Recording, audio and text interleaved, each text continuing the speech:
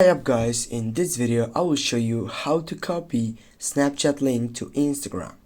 First guys, you need to make sure that you're on your profile section on Snapchat, and right after that, as you can see on your right upper side, you have the option for sharing button. Click on that option, and down below on the first section you have the copy link section. Click on that one, and as you can see the link has been copied.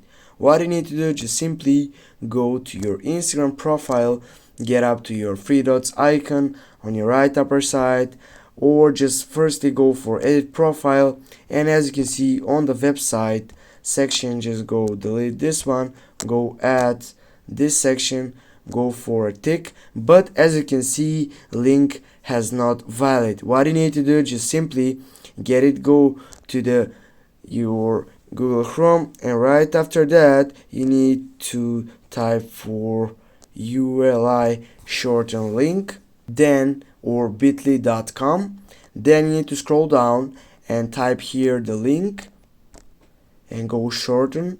Now get copy, and now get to the Instagram, go delete this on your website, then go for a paste, get it back.